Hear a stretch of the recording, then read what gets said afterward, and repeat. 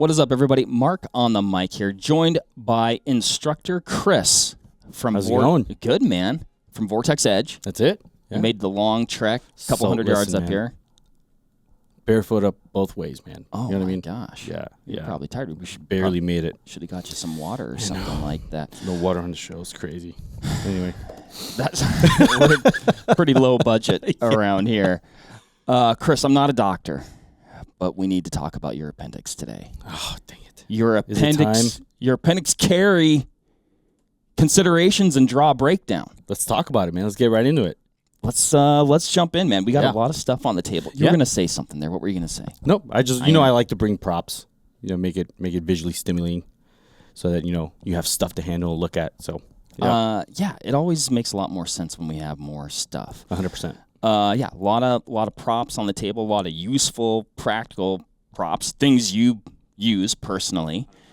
It seems there's a lot of ways to carry a pistol. Yep.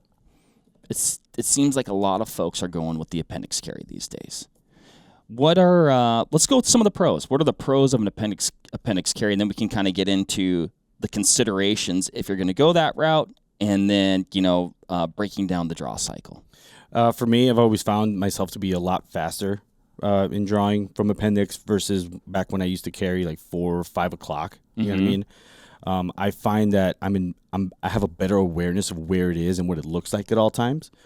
Whereas like when I was carrying 3, 4, 5 o'clock, I could bend down and, who knows what's sticking out the backside and if my shirt went up too high and stuff like that. Now the only thing I have to be aware of is, lifting my kid up too high or, reaching for stuff. But, it's and I would say even then a quick check, right? What's going on, right? 100%. Yeah. I just feel like you have more awareness. It's defendable. Like just you got a lot going on by keeping it there in front of you. So okay, are there any drawbacks?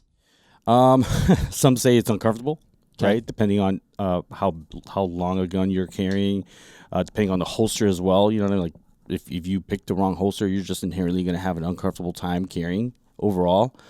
Depends on like how long you're on your feet versus how long you're sitting down, right? So if comfort is a consideration for you, then I would probably like do something that's comfortable for you. For me, I don't care. I sit, at my desk whenever I'm there, and then when I'm walking around, or I tend to like make comfort like one of the very last things that I even consider when carrying this way. In and out of vehicles, you just roll with it. It's fine. Yeah, It's fine. It's not really a big deal. What size pistol do you carry, appendix? I used to.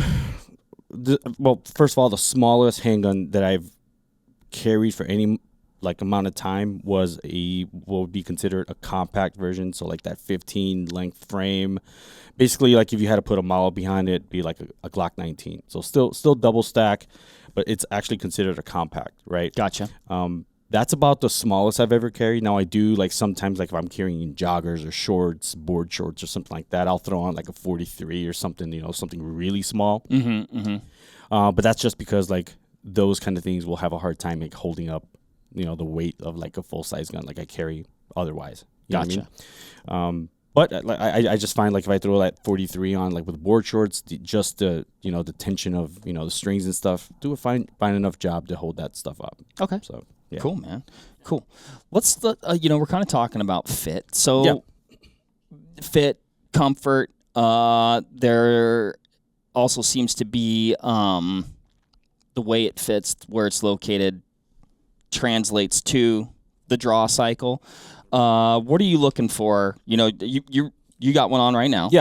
Yep, so as you can see here. Maybe talk us through what you have going on there and the why behind it. So first of all, like all the information I'm getting ready to talk about is available in like one really easy to read document.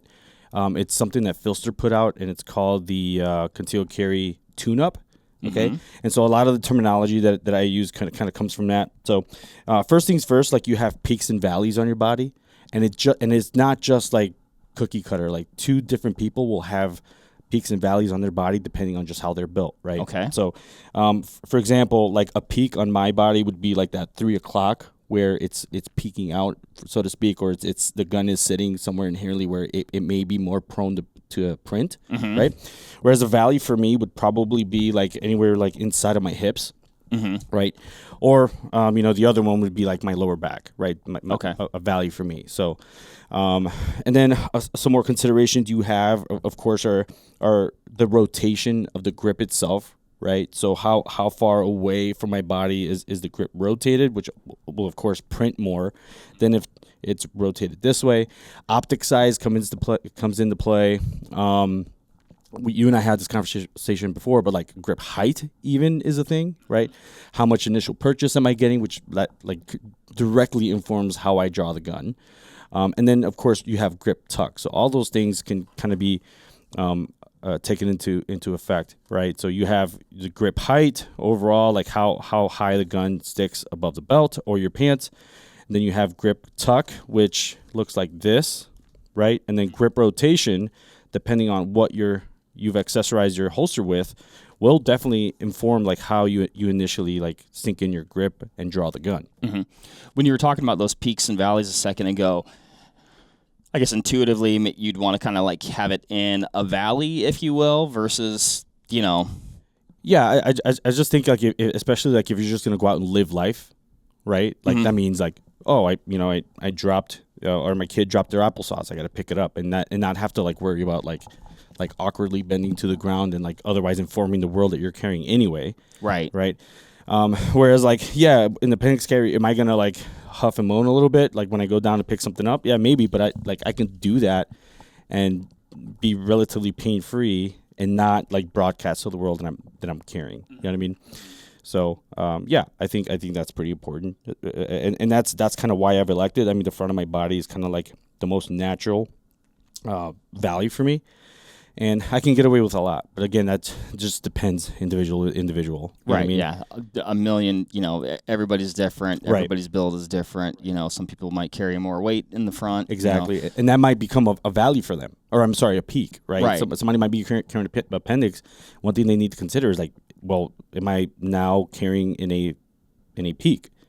Where maybe a 3 o'clock carry would be considered a value for them. So it's just very individual based. Like this isn't like cookie cutter, like this is where you will carry type deal.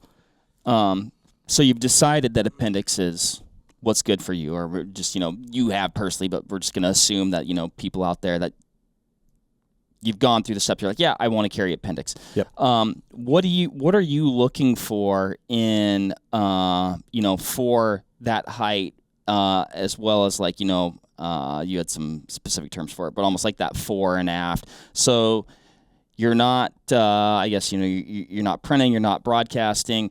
It's comfortable, but also if you do need to get to your gun, you're getting that proper purchase. Yep. So one of the things that I look for is I think height is pretty important in terms of like how I can get like these 3 fingers, right, involved in the grip as early as possible.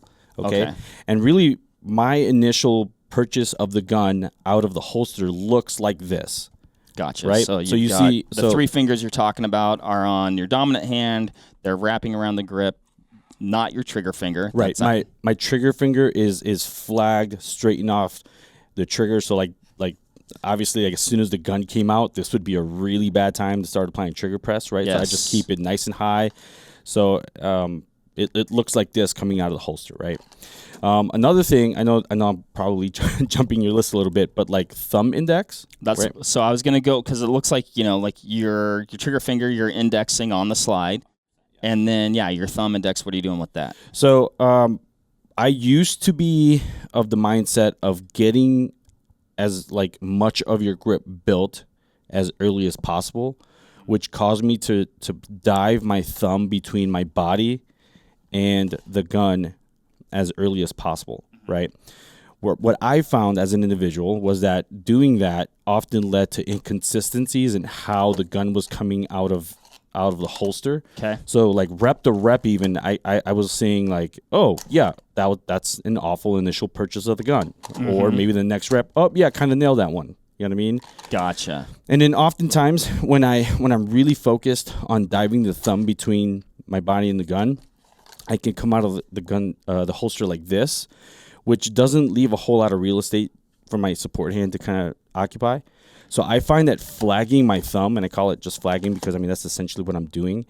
You look at my hand, basically just creating like this L shape with my trigger finger and my thumb. And all I want to do is just get on there like that. This is how I draw from outside the waistband. This is how I draw from concealment.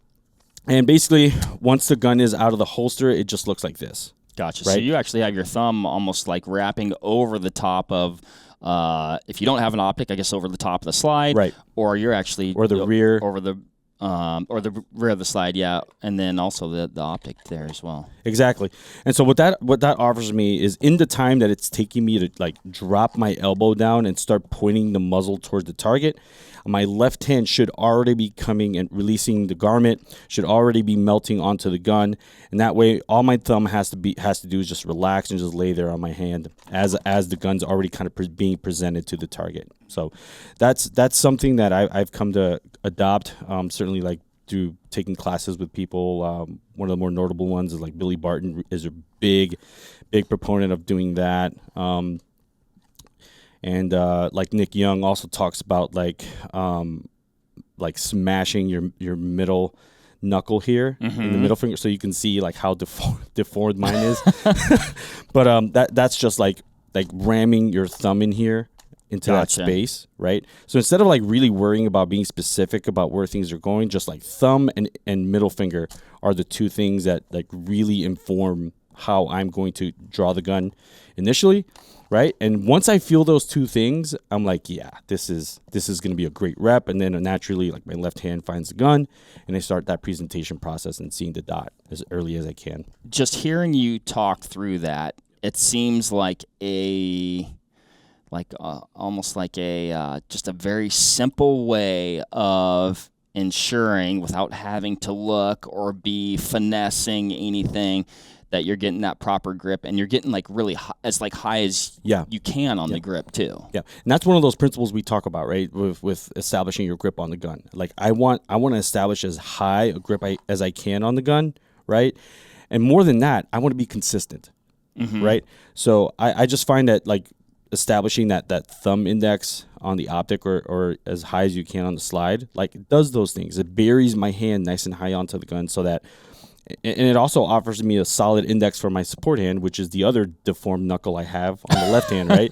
And so that is digging into the grip. So I know that as long as I'm following those three principles, like those index points on my hands, like everything else should fall into place. I should see my dot as early as I can because I've nailed those three index points. Gotcha. You've got a. In this system here, and also the one that you have on, you've got an extra mag. Looks like, this one that we have here does not. So maybe go through different ways guys are either maybe they're not carrying an extra mag, or how they are going about carrying that extra mag. So that's actually a great question. Outside of not carrying an extra mag, you're basically going to run a holster like this. Doesn't have a mag caddy kind of attached to it. I have always just been a believer in having an extra magazine. You know what I mean? Because you never know, man. Like you might have to perform a tack mag to where you're popping out, a magazine that you just shot 6, 7, 8 rounds out of, and then you're basically taking the time to take that out in favor of a magazine that now has 22 or 17 or whatever it is that you're carrying as an extra mag. I've just always liked to have extra ammunition on me, and if I'm carrying something like this, then I'm probably gonna run like this little magnet guy here from Neomag, which does a great job of just it's better than just like sticking a magazine in your pocket, right? Which can lead to like inconsistencies. Where's my mag, and it comes out, and rounds are facing the wrong way. At least I have a little more consistency with how the magazine is sitting in my pocket. You know what I mean? Okay. Gotcha. So gotcha. That. Otherwise, I've just always been a believer in just holsters that have the mag caddy attached to them. This is a Tier 1 Access Elite, and it just has this mag caddy attached to it. Now, I will say I carry, because I understand like how I'm built, right? And like that fact isn't lost on me. I can get away with a lot, right? So I run this system, yes, to be concealable, but also like there's a level of performance that I'm looking for, right? I want to be quick both in the draw, and I also want to be quick in getting this mag out of the pouch. So my mags sit a little higher. So when I purchased this thing, I hit the option to have. They let you pick: are you going to carry an extended magazine or not? Right? And if you say yes, then obviously the mag would sit lower, right, in the body of the holster. But if you hit no, like I did, then this mag is going to sit a little higher relative to the gun. Okay. So it just makes it easier for me to grab. It's just like a little gamey thing that I like to do. So gotcha. Yeah, and so those are considerations as well. You do not have to carry with a mag. That's a personal choice that you have to make. Now, I will say, a lot of people will focus on the discomfort of the gun, right? And so, it's the gun's so long and it's really uncomfortable to carry that way. I have hit that floater rib more on this magazine than I have anything else carrying Appendix. Okay, you know gotcha. What I mean? So, but again, that's personal choice, right? I've elected to have the magazine sit higher, so that's just something that I have to live with, right? Yeah, exactly. You give and take there. Give and take, yeah, exactly. That's a great way to put it. Now, it looks pretty rigid, but there is some articulation there on that or between the the pistol and the magazine, yeah. Yeah, there is. Now there are other holster manufacturers that will make holsters this way. They're a little more rigid. They actually have a hard hinge in here. Okay. I just find that this moves better, and it's still like when I'm upright, and certainly when it comes time to like practice the draw, it is a consistent placement for me, right? And this is attached like via bungee cords, but I find like when I need it to be, it is just the proper shape, and it is exactly where I need it to be. I haven't had these bungees like break on me or whatever other consideration you might have with this style of holster, but it's just been there for me. You know what I mean? Yeah, those guys at Tier 1 know what they're doing with these guys. So yeah, there is articulation. It will move with you a little bit. So when you're sitting down, you'll feel it move around. No, it does. It's never like pinched me or anything or done anything like that. But it has this wonderful way of just being the perfect shape you need it to be in a consistent shape whenever you go to draw it. You got some wedges here. Mm-hmm. What are you doing with those? Great question, actually. So if I were to take this off, right, this wedge, then the gun would have a tendency to just kind of sit. It could, I hate to use this word, but yaw out this way. Okay. So I would lose a lot of the tuck, right? So it would essentially just do this, right? Because more of the holster body is actually making physical contact with my body. So it would do this if you imagine the wedge not being there. What the wedge does is it creates like this high point and actually moves the gun in like this. Probably a better example of that would be like, so no wedge, you would have a tendency to have this. Right. Kind of a with kind of the grip like pushing outward. Right. And then with the wedge, it just gives you like more material and more stuff between you and the holster, and it just will rotate the grip into your body a little bit. So again, one of those other considerations that we have is rotation. So you have like Tier 1 lets you stack these little like spacers in there. Okay. And so those will actually make contact with your belt on you can kind of see it here. Let me take my gun out of here. But you can see where that stack of plastic spacers makes contact with the belt, and it actually causes the grip to rotate into you. So not only am I getting like proper tuck, right, with the grip kind of coming into my body, but I also get rotation this way, which further kind of decreases the print that I have with my everyday holster. So correct me if I'm wrong, but if I'm visualizing this correctly, you've decreased the print, but you've also optimized those two index points that we were talking about before. 100%. With your thumb and your trigger finger. Right. So like when I go for my gun, right, I also like to make sure that it's, if I can, the gun isn't like perfectly up and down, because then I would have to like add shoulder rotation to kind of build that natural grip. But I also like to have a little bit of angle, if you could think about the gun going like this, so I can just get on there and establish those initial index points, and the gun comes out naturally. It kind of mimics like how my outside the waistband holster angle is a little bit. So that's kind of what I look for. Okay. It gives me continuity across the board in my grip angle and how I purchase the gun out of the holster. Cool. Yeah. Very cool. I'm trying to think if I have any more questions on that. I don't. I do. You want to talk about establishing the draw? Let's establish the draw. Yeah. Let's get into that. So a couple things. Don't be afraid to go fast, right?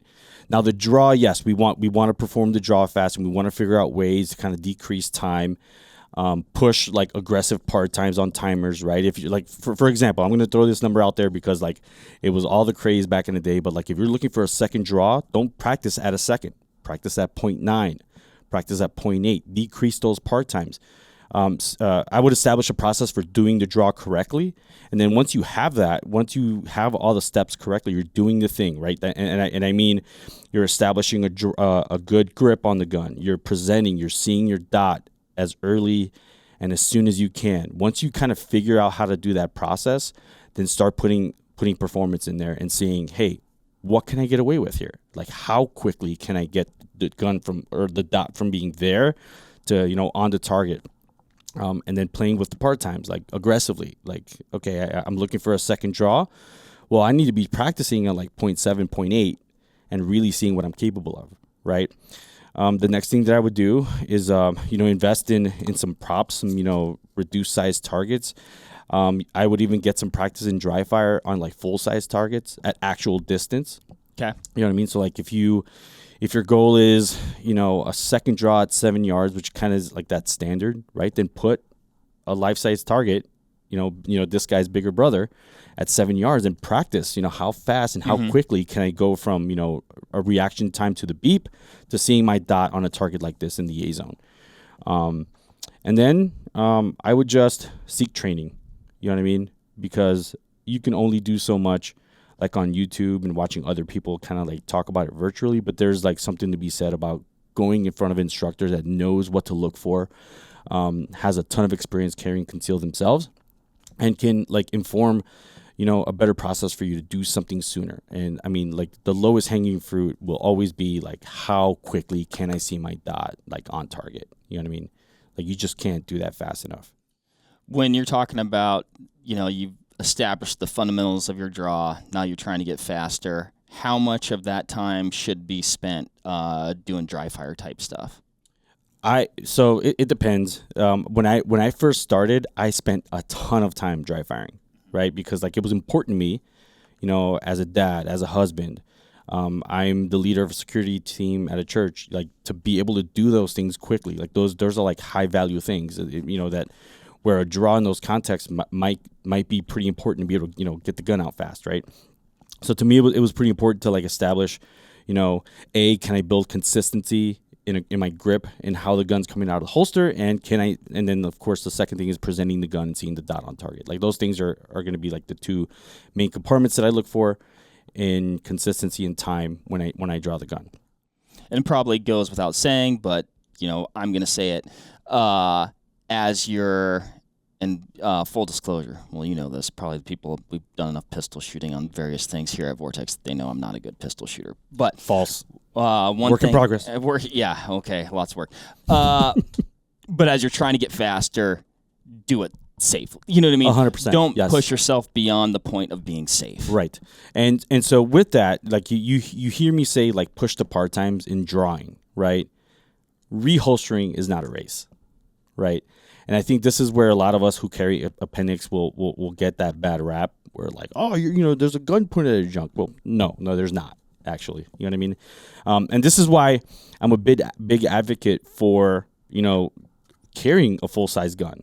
Because if you carry a full-size gun, or let me say this. If you have a holster that's cut for the longest model of the gun that you carry, then you'll always have a bunch of material below the belt. Right. So what I mean by that, so like let's say I made the decision to carry a Glock 19. Right. That was the example we were using earlier. Well, the holster would inherently be shorter. Right. Which means I would have to probably do more to that holster to get the proper grip tuck. Right. And because I'm losing a lot of material, like there's less stuff below the belt. Right. So the gun will want to like cam away from me. Right. Whereas carrying a longer holster, because I say, well, I own a Glock 17. I own a Glock 19, but they will all fit in this gun that's cut for a Glock 34, right? So if I'm carrying a 19, if I'm carrying a 17, I have max amount of material that's offering me max concealability because I've kind of taken that out of the equation. I have more stuff below the belt that helps me with concealing. You know what I mean? Yeah, and I guess also then you know, no matter what gun you choose to carry that day, if you have multiples for different occasions or applications, you just have the same system that you're working with. Yeah, depending on your clothes, you might need a shorter like frame, right? You might not need like a 17 round full length frame. You want to carry something shorter. Fine, throw that Glock 19 in a holster like this, but it's gonna fit. You know what I mean? Like I don't have to worry about like owning 45 holsters. I can essentially have 3 guns and run 1 holster, which I think is pretty cool. You know what I mean? Yeah, I dig that. Let's talk about like, okay, we've got the gun that we chose. We have the holster system that we've chose. We've got it set up how we want it. Let's talk about that draw cycle. What does your draw cycle look like? And why are you doing things the way you're doing it? Yeah. First and foremost, like of course, like I'm carrying with a t-shirt like this. T-shirt, I like them to be not like I don't like to wear tunics, right, where the thing is kind of like down by my quads. I just like it to be like below the belt, a couple inches, and relatively like hide my gun, right? So like looks like this. So my process for drawing, first of all, like so one of the principles I like to like instruct and live by is that both of my hands are moving at the same time, right? Okay. So I don't want like this hand to be done with this job and then realize, oh, this hand could start moving now. I don't like compartmentalizing things that way. I just like both hands moving at the same time, breaking for the gun, right? So I used to go under the garment like this, right? But I've missed the garment enough times where I just decided that's not the way I want to do it, right? So what I do instead is I just point my fingers at the ground, and I grab the garment at the gun, and I mean you can see like within a couple moments of closing my fingers down, like most of the gun's already exposed. I was gonna say like just by gripping the garment, most of the gun is exposed. You haven't even really lifted up yet. Right. I don't, and therefore I don't have to like lift it above my shoulder or do anything like extreme to kind of get the shirt out of the way of the grip of my right hand sticking into the gun. So initial principle again, both hands move at the same time. I grab the garment at the gun. And then, of course, within a little bit of time, I am then... You usually don't have a podcast cord there. Right, yeah. This would probably get you killed in the streets. But anyway... do not podcast in the streets. Yeah, do not podcast and, like, pump gas, let's say, right? So, anyway, and then the next thing is just setting in those index points, like we talked about already, right? So, middle finger hits that trigger guard, and my thumb kind of settles in, and it starts to establish that grip for me. And then as soon as the gun starts to lift, the way that I flatten the gun out towards the target isn't by like rotating my wrist, right? It's by just dropping my elbow, right? Okay. And then as soon as I drop my elbow, it draws like tension out of my shoulder that I would otherwise have in presentation, right? And it also just flattens the gun out to where a lot of people say, oh, well, you can shoot there. Yeah, I suppose I could. You know what I mean? If I needed to, right? If you needed to, retention, sure. You know what I mean? I mean, immediately that's where my, depending on the situation, how close the threat is, right? Just by dropping your elbow, you potentially could be on target, right? And then exactly. Firing, and then maybe creating the separation that you need to, get to your full. Right, and then dropping the elbow also establishes like this moment in time where like I can get my left hand to the gun a lot sooner, rather than like bringing the gun way high and then finding my hand to the gun. But I just I mean, it doesn't come up too much. Drop the elbow, and then here comes that ugly knuckle I talked about before. And as soon as I start doing that, I can start sinking my grip in so that like as the presentation begins, I can start to already kind of have my grip kind of perfected, and I see I just saw the dot there. That's cool. So as soon as I have my grip built, I arrive right at that terminal location where the gun is going to be in front of my face. I see the dot as soon as I can, consistently, every time. When I watch you do that, at least to me, it goes back to what you were saying earlier, a little bit of having essentially both hands doing something. You're dropping, or you're dropping your elbow, but you're also bringing this hand up, but they're meeting each other. Right. So you're not like, and maybe this is what you're saying, and I'm just like processing it, but you're not like, oh, I have to bring my hand all the way up here. It's like, no, they've met each other. Right. Or, the other side of that is this hand just holds onto the garment too long. And then this hand starts to present the gun. And then suddenly I'm like, oh, and there's this uncomfortable pause, right? Where now I have to like find the gun way later in the presentation. And now I'm altering the path that the dot's taking to the target, right? So there's like drama here. Right? Nothing is more awkward in a gunfight than an uncomfortable pause. Right, exactly. And you're like, and then so this hand is screaming the gun out, and then here comes left hand out of the left field, and then we build our grip later. We alter the path that the dot's taking ultimately to the target, and I just rather than do all that, I just rather have this hand making contact with the gun as early as possible, sinking in my grip as early as possible, and all that informs and allows me to see the dot as soon as I can on target. Does that help you, again, like depending on the scenario, you're probably gaining more control over the firearm sooner as well. 100%. Yeah. I don't, the job of defeating the garment and the gun coming out of the holster, like this hand is done, right? So this hand can start to let go and start to find that index point on the gun. As soon as you can. You know what I mean? And so those timing things are things that you have to figure out in dry fire too, right? I like to, whether it's outside the waistband or inside the waistband, I like to separate the draw, or not separate, but like compartmentalize the draw to start to break it down into a process, right? The draw really is like this, right? Getting the gun out and starting to find those index points. And then beyond that, you have a presentation. And the presentation is common to like a lot of things. Moving around, rebuilding my grip, presenting the gun. Post-reload, presenting the gun, finding my dot again, right? Drawing from outside the waistband. It all comes back to like this ready position. And then you have, of course, the presentation, which is like part 2 of the overall like draw process. You know what I mean? And so like if you, for example, if you are interested in getting a second draw, again, I keep going back to that, right? I would overall, you could practice like a 0.9 draw and just frustrate yourself maybe. And why am I not getting and beating this part-time? Or you can break it down into those 2 compartments, right? Practice like, let's see, simple math would have you do like a 0.45 and a 0.45, right? Splitting that 0.9 part-time in half. And then just going, okay, I'm going to set the part-time to 0.45. Can I get the gun out and my index point built in 0.45, right? And then once you kind of answer that question for yourself, go, in fact, I can do it in a 0.4.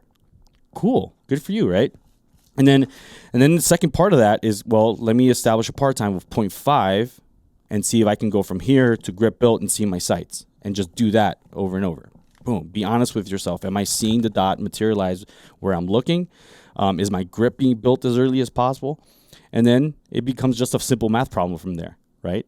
All right, I'm drawing the gun in a 0.4. I'm able to hit a presentation in 0.4 in 0.50. Guess what? You now have a 0.9 draw, right? But I find I'm a little more meticulous that way. Like I like to break things down, especially something like a draw, because there's so many steps involved, right? But I do like to keep things simple at the same time, so I just break down into 2 parts. The actual draw, which is getting the gun out to the initial index points, and then the presentation. Let's talk about part 2. Yeah. The presentation.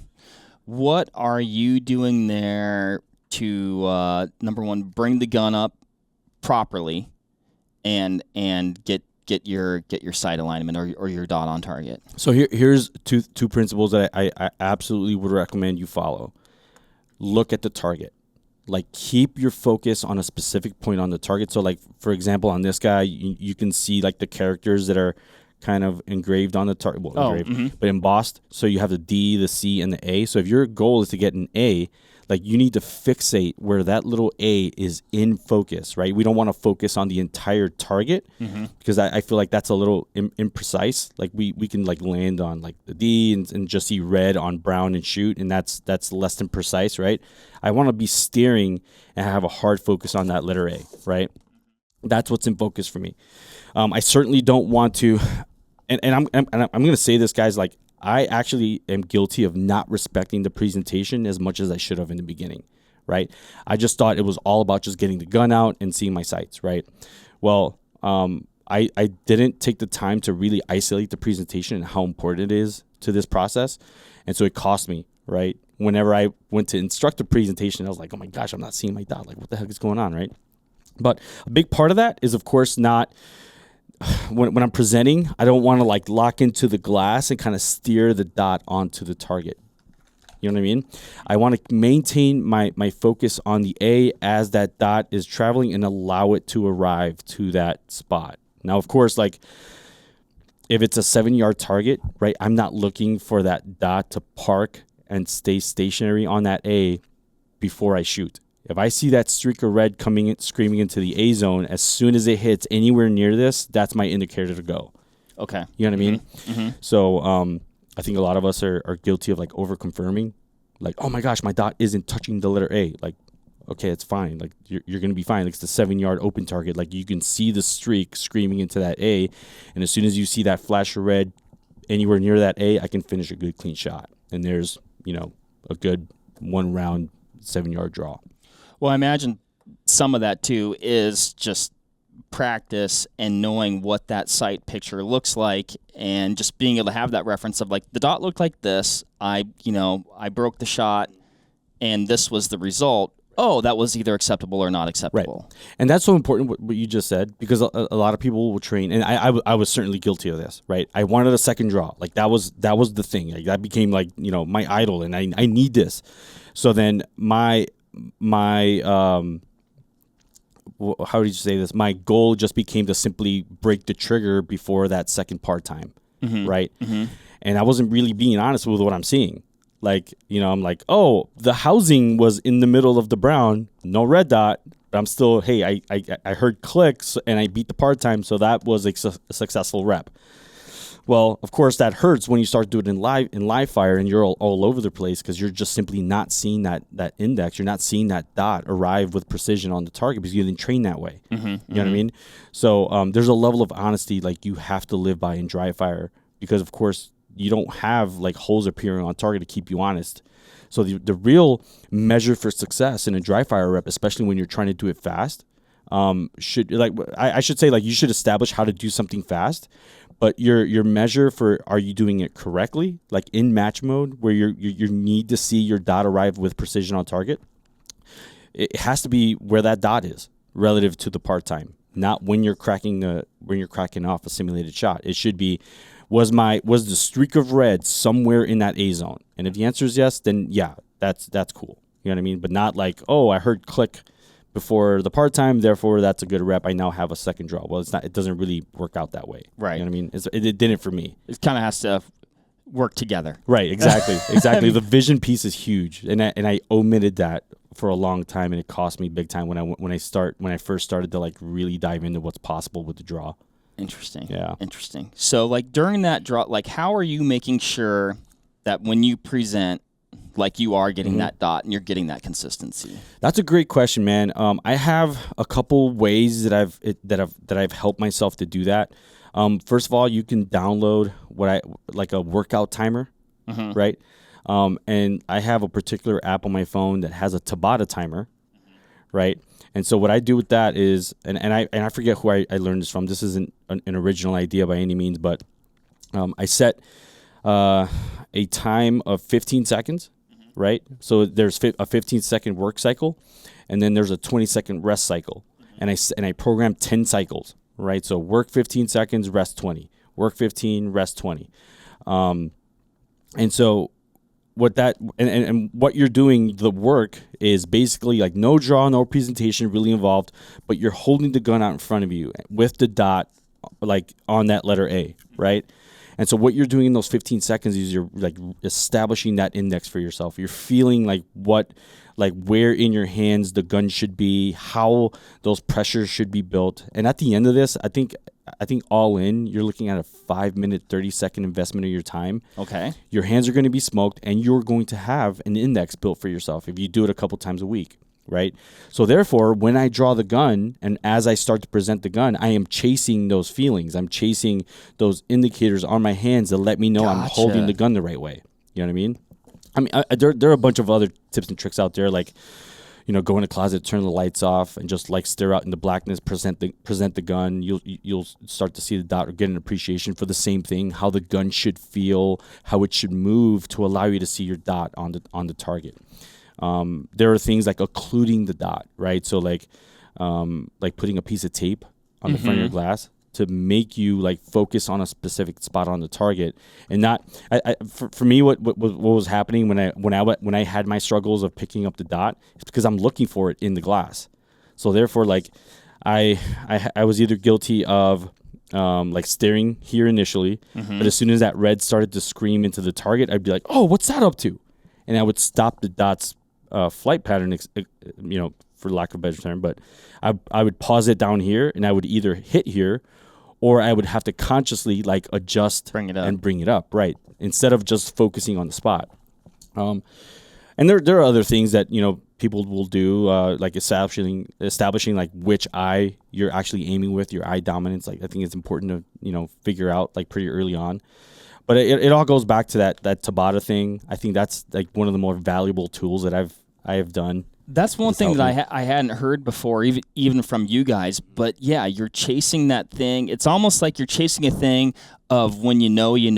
Right. Like it's almost like your brain's supercomputer recognizes this thing. We've gotten to this like spot that we've practiced of like, yep, that's what it's supposed to be like. Right. Yeah, exactly. And I mean, this is what it looks like for me. So it's I give myself like 30 seconds to prepare. You know what I mean? Mm-hmm. Once I hit go, like the timer starts, and just like you saw there, it's 5 minutes and 30 seconds of a time investment.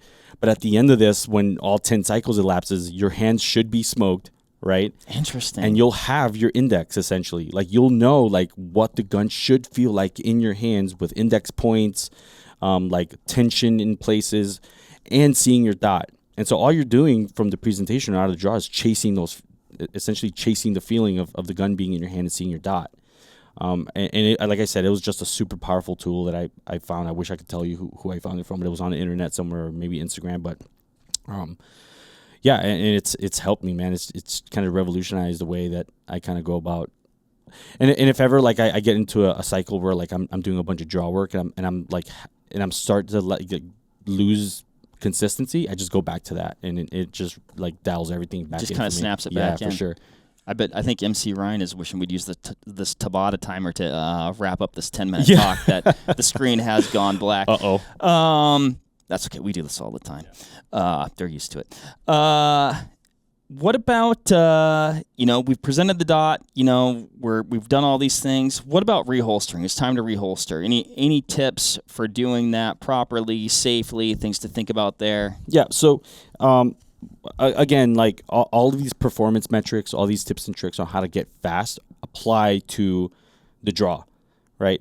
If I can, I'm going to take my time and certainly look at what I'm doing while I reholster, right? I kind of like, I go like this when I watch somebody like reholster, especially from the appendix carry, like blindly essentially, right? So what I want to do is more than likely like your garment will end up like looking like this or something like that. So yeah, once again, I just want to bring the garment up and just watch that gun, make sure that there's no obstructions, like podcast cords. Right. Or shirt or whatever else might have gotten in there, make sure that there's nothing getting into the trigger guard as I go to reholster. And of course, trigger finger safety is also important. Like I want to make sure that I'm not resting on the front of on the trigger guard or anywhere like that. Just the same kind of trigger finger discipline that I maintain, just keep being up here on the slide, and I'm watching that thing. And again, reholstering is not a race if I can help it, right? Obviously, like there may be a time where like I'm now involved in like a hand-to-hand fight or some kind of situation where, hey, I need to get this done safely, but I can do that safe process quickly, right? I can just reholstering and do whatever I need to do, just make sure that I'm doing it safe and I don't myself become a casualty because I cooked the round off in error.